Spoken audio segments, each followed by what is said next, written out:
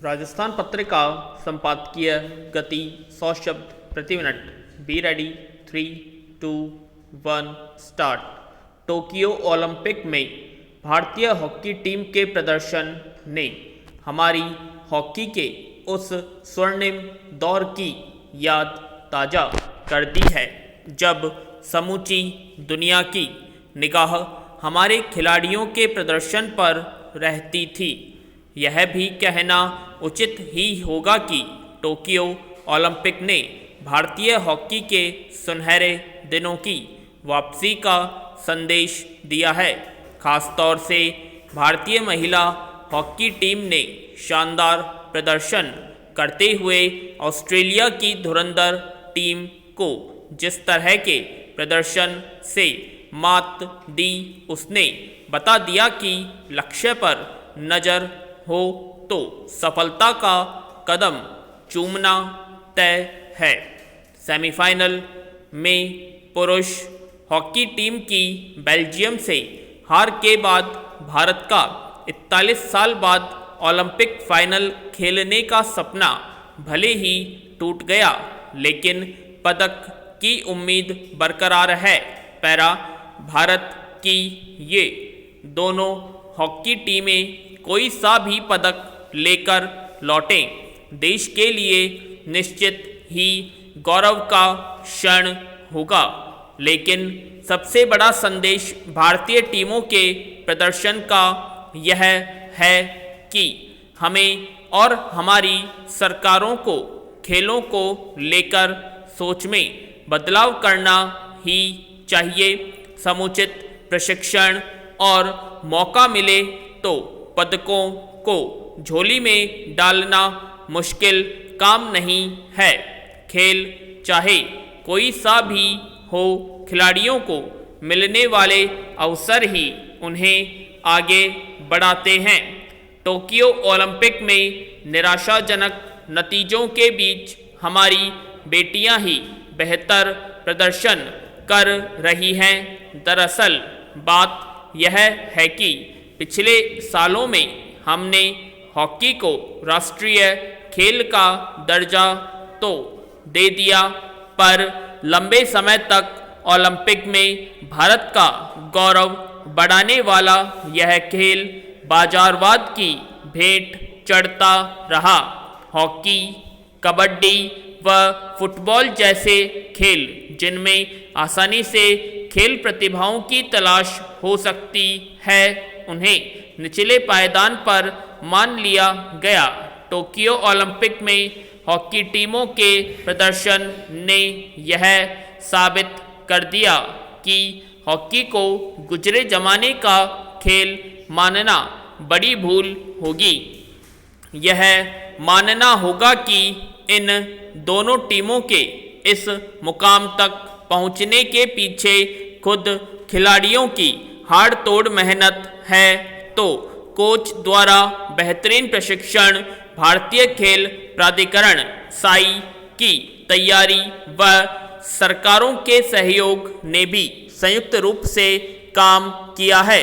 ओडिशा के मुख्यमंत्री नवीन पटनायक को तो श्रेय मिलना ही है, क्योंकि वे अकेले मुख्यमंत्री हैं जिनकी सरकार कोरोना संक्रमण के दौर में भी भारतीय हॉकी टीम को प्रायोजित करने का खर्चा उठाती आ रही है। पैरा पदक हासिल करने के बाद तो खिलाड़ियों का मान सम्मान करने के लिए सरकारों में होड़ लग जाती है, लेकिन उन्हें इस सम्मान की मंजिल तक पहुंचाने के जतन करने में ये पीछे रह जाती है। हॉकी का सुनहरा अतीत ध्यान रखने के साथ इस तथ्य को भी याद रखा जाना चाहिए कि खेलों को समुचित प्रोत्साहन में ही पदकों की उम्मीद छिपी रहती है।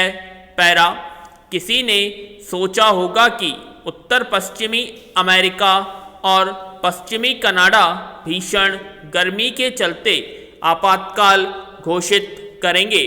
अमेरिका में पोर्टलैंड, ओरेगन और कनाडा के वैंकूवर में तापमान 49.5 डिग्री सेल्सियस के स्तर पर पहुंच गया है।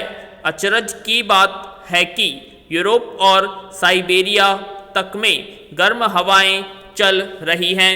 आइए एक अनुमान के अनुसार 2018 में भीषण गर्मी के कारण भारत और चीन में 65 वर्ष से अधिक उम्र के 3 लाख लोगों की मौत हो गई थी। मेडिकल जर्नल लॉन्सेट में प्रकाशित रिपोर्ट के अनुसार यह वर्ष 2000 में गर्मी से हुई मौतों से 45% अधिक है। पैरा वर्ष 2003 में भीषण गर्मी के कारण यूरोप में 70,000 लोगों की मौत हो गई, परंतु इसका खुलासा 2008 में हुआ। इसके अलावा कई और मौतें हो सकती हैं जो अप्रत्यक्ष रूप से इसका कारण हुई, जैसे हृदय रोग, अंगों का निष्क्रिय हो जाना आदि, परंतु प्रत्यक्ष तौर पर इसे गर्मी का असर नहीं माना गया। यह एक प्रकार से साइलेंट किलर है जिसका पता केवल तभी लगता है जब आप अस्पताल में पुराने रिकॉर्ड खंगालते हों। जलवायु परिवर्तन के चलते लू का चलना आम बात हो गई है और यह बात बढ़ती ही जा रही है। आज हम सब मिलकर सालाना 50 बिलियन टन कार्बन डाइऑक्साइड का उत्सर्जन करते हैं। यह 1990 के उत्सर्जन से 40% ज़्यादा है। अगर हम सालाना उत्सर्जन में 10% की कटौती करते हैं और वर्ष 2050 तक कार्बन तटस्थता का दर्जा पा जाते हैं, तब भी पिछले उत्सर्जनों के प्रभाव से तापमान में वृद्धि जारी रहेगी। समुद्र के बढ़ते जल स्तर, पिघलते हिमखंड, मौसम की चरम स्थितियाँ, चक्रवाती तूफान, अतिवृष्टि, फसलों में बदलाव आदि ग्लोबल वार्मिंग के ही साक्ष्य हैं। पैरा इस समस्या का इलाज संभवतः जानकारी, इंफ्रास्ट्रक्चर और नए तौर तरीकों वाले आवास निर्माण में छिपा है। वर्ष 2017 में फेसबुक ने तब संभवतः बहुत सारे लोगों की जानें बचाई जब ढाका की करीब आधी आबादी को भीषण गर्मी की चेतावनी दी गई। इस दिशा में शिक्षा और जानकारी संबंधी प्रचार प्रसार के लिए डिजिटल माध्यमों का उपयोग शीघ्र चेतावनी और पूर्व तैयारी में सहायक होगा।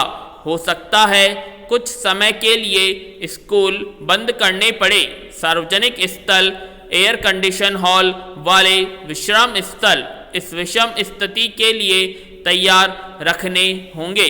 इन सार्वजनिक स्थलों के लिए बिजली पानी की आपूर्ति सुचारू रखनी होगी। पैरा हमारे मौजूदा घरों और कार्यालय भवनों को अनुकूलित किया जाना चाहिए। दीवारों और छतों को सफ़ेद रंग में रंगने जैसे नवाचारों के जरिए उनको अधिक गर्मी प्रतिरोधी बनाया जाना चाहिए। इस तरह के कदमों को सभी निर्माण गतिविधियों का हिस्सा बनाया जाना चाहिए। शहरी नियोजन और नवीकरण न केवल छाया प्रदान करता है बल्कि हवा को ठंडा भी करता है। भारत सरकार और राज्य सरकारों को स्थायी शीतलन के लिए योजनाएं विकसित करने की आवश्यकता है।